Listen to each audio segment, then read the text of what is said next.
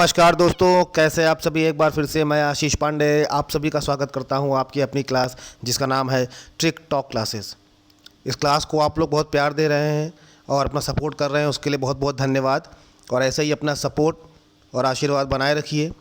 और मैंने पहले ही कहा है कि इस क्लास में, इस चैनल पे आपको वही वीडियो मिलेंगे जिनसे एग्ज़ाम में क्वेश्चन आता है, क्योंकि ये पूरा रिसर्च करके मैं सारे वीडियो बनाता हूँ, पुराने पेपर देख करके कि किसमें क्या पूछा जा रहा है, चाहे वो UPSSC हो, चाहे UPSC हो, चाहे वो शिक्षक भर्ती कोई भी हो, किसी भी तरह का एग्ज़ाम हो, उसमें हर टॉपिक से जो जो क्वेश्चन इंपॉर्टेंट कई बार पूछे गए हैं, हर उस टॉपिक को क्लियर कराना ही इस एक चैनल का मेरा मकसद है।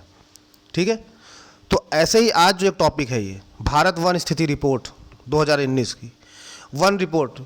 लोगों ने मुझसे कहा था कि इस पर क्लास बनाइए, क्योंकि ये एक ऐसा टॉपिक है जिससे हर बार क्वेश्चन आता ही आता है। हर बार क्वेश्चन एग्जाम में पूछा ही जाता है वन रिपोर्ट। जैसे एक ये टॉपिक है, जैसे मैंने पिछली क्लास जनगणना की बनाई थी, उस पर भले 2011 में हुई थी जनगणना और भले ये रिपोर्ट 2019 की है, लेकिन इन दोनों से क्वेश्चन पूछा ही जाता है।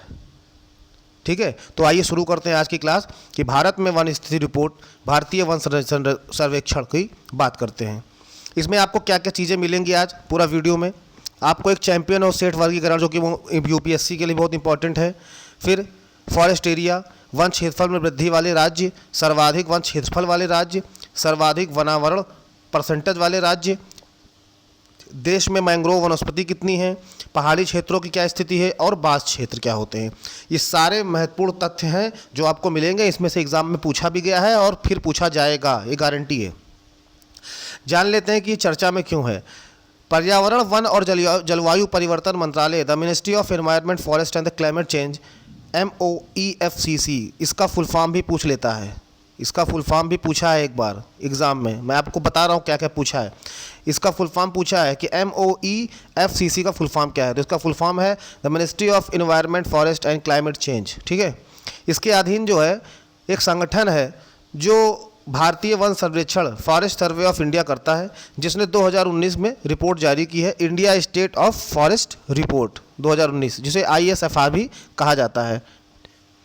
इसके मुख्य बिंदु क्या है कि अब ये पूछ ले कि कब से, किस सन से वन सर्वेक्षण चालू किया गया है, तो 1987 से भारतीय वन सर्वेक्षण होता आया है। और अभी पूछ ले कि 2019 में कौन सा हुआ है, तो ये 16वीं थी। कौन सी थी? 16वीं थी। ठीक, और ये उपग्रह भारतीय, ये पूछा जाए कि किस उपग्रह के माध्यम से ही किया जाता है, तो भारतीय दूर संवेदी उपग्रह रिसोर्स सेट 2। देखिए आपके 3 क्वेश्चन इसमें हो गए, 1 2 3 और फुल फॉर्म 4 क्वेश्चन तो यही रेडी हो गए आपके। किस सन से चालू था? 1987 से। कौन सी रिपोर्ट है ये? 16वीं रिपोर्ट है। और किस उपग्रह के द्वारा होता है? तो रिसोर्स सेट 2 के द्वारा होता है। 4 क्वेश्चन आपके हो गए। उसके बाद कितने स्थानों से आंकड़ा लिया जाता है? तो 2200 जगह से लिया जाता है भारत में। ठीक है, और एक वनों के प्रकार एवं जैव विविधता, फॉरेस्ट टाइप्स एंड बायोडाइवर्सिटी नाम का एक नया चैप्टर जो है वो जोड़ा गया है इस बार इस रिपोर्ट में। अगर पूछ ले कि कौन सा नया चैप्टर जोड़ा गया है, तो जोड़ा गया है वन रिपोर्ट में वनों के प्रकार एवं जैव विविधता, फॉरेस्ट टाइप्स एंड बायोडाइवर्सिटी। ये भी इंपॉर्टेंट है। ये आपके 6 क्वेश्चन हो गए। फिर उसके बाद अगर पूछ ले कि इसके अंतर्गत कितने प्रकार के प्रजातियों को, वृक्षों की प्रजातियों को विभाजित किया गया है, तो 16। ठीक, और उनके वर्गीकरण को क्या कहते हैं? चैंपियन और सेठ वर्गीकरण। मोस्ट इंपॉर्टेंट, चैंपियन और सेठ वर्गीकरण। ठीक है, तो आपके 8 क्वेश्चन हो गए। अब आप जान लेते हैं चैंपियन और सेठ वर्गीकरण होता क्या है। 1936 में हैरी जॉर्ज चैंपियन ने भारत की वनस्पति का सबसे लोकप्रिय एवं मान्य वर्गीकरण किया था। किसने किया था? हैरी जॉर्ज चैंपियन ने। फिर 1968 में चैंपियन एवं SK सेठ ने मिलकर के स्वतंत्र भारत के लिए इसे पुनः प्रकाशित किया। ठीक, जब देश आज़ाद नहीं था 1936 में, तब हैरी जॉर्ज चैंपियन ने किया था वृक्षों का वर्गीकरण, और जब देश आज़ाद हो गया उसके बाद चैंपियन और सेठ ने 1968 में मिलकर इसके लिए पुनः प्रकाशित किया। ठीक, यह वर्गीकरण पौधों की संरचना, आकृति, विज्ञान और पादपी स्वरूप पर आधारित होता है। ठीक है, कितने भागों में होता है? 16 मुख्य भागों में वनस्पतियों को डिवाइड किया जाता है। यही है आपका चैंपियन एवं सेठ वर्गीकरण। अब देख लेते हैं असम। अगर पूछ ले पल्सर क्या है, तो Pulsar phase array type L band synthetic aperture radar. ठीक है, एक रेडार है ये, पल्सर नाम है जिसका। ठीक है, ये असम राज्य जो है इस पल्सर का यूज़ करता है और वन सर्वेक्षण करवाता है। और मोज़ैक जो है, भारतीय वन सर्वेक्षण के आंकड़ों के आधार पर जैव भार का आकलन किया जा चुका है। किसका? जैव भार का, कि जैव विविधता कहाँ कहाँ है। तो असम में पल्सर रडार का यूज़ होता है और मोज़ैक का। ठीक है, फिर आप देख लेते हैं कुछ संबंधित प्रमुख तथ्य हैं ISFR से, जो फॉरेस्ट रिपोर्ट आई है, कि अगर पूछ ले कि देश में वनों एवं वृक्षों से आच्छादित कुल कितना क्षेत्रफल है, तो 807276, ठीक है, वर्ग किलोमीटर है, जो कि कुल भौगोलिक क्षेत्रफल यानी कि जितना भारत की जियोग्राफिकल है उसका 24.56% है, 24.56% है। कितना? जितना पूरा भारत है, कि उसमें से 24% पे वन और वृक्ष हैं। ठीक, उसके बाद अगर पूछ ले कि कितने भौगोलिक क्षेत्र पे वनावरण है, मतलब जंगलों से घिरा हुआ है, ठीक है, सब, तो है 712249 वर्ग किलोमीटर। ठीक है, और ये कितना है टोटल का? 21.67। अगर पूछे कुल भौगोलिक क्षेत्रफल का वृक्षावरण कितना है, मतलब वृक्ष कितने कितने हैं, तो 95027 वर्ग किलोमीटर है, जो कि टोटल का 2.89% है। ये मोस्ट इंपॉर्टेंट ऑफ ये पहला वाला तो मोस्ट इंपॉर्टेंट है 24%, और दूसरा है 21%, ये भी बहुत इंपॉर्टेंट है। ये पूछा ही गया है, पूछा भी जा सकता है एग्जाम में।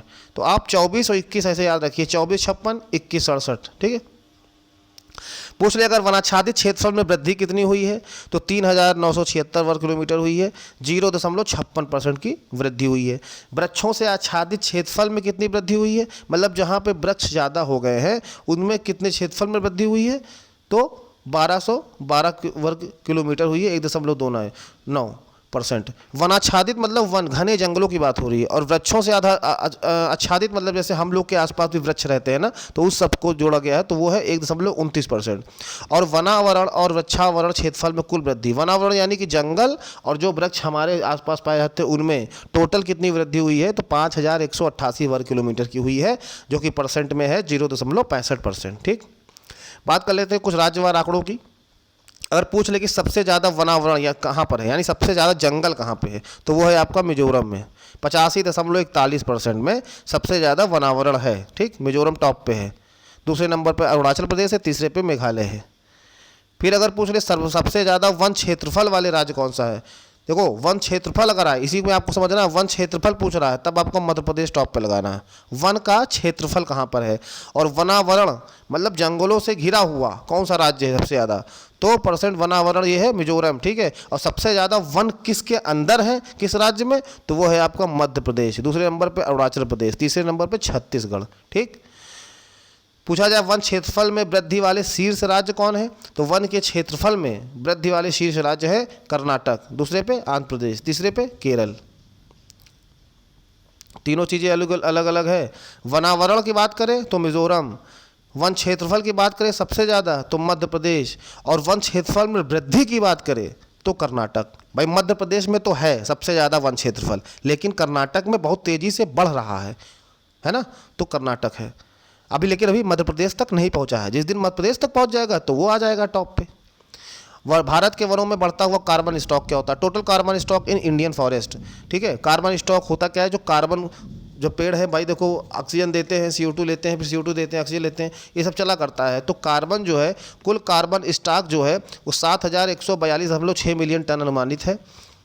ठीक है, भारतीय वनों में कुल कार्बन स्टॉक में वृद्धि हुई है 21.3 मिलियन, जो कि 78.1 मिलियन टन कार्बन डाइऑक्साइड के बराबर है। सोचिए कितना ज़्यादा कार्बन इस वक्त बढ़ रहा है। बास क्षेत्र की बात करते हैं तो भारत में कुल बास भूमि है 160037 वर्ग किलोमीटर, और कितनी वृद्धि हुई है, 3229 वर्ग किलोमीटर की वृद्धि हुई है।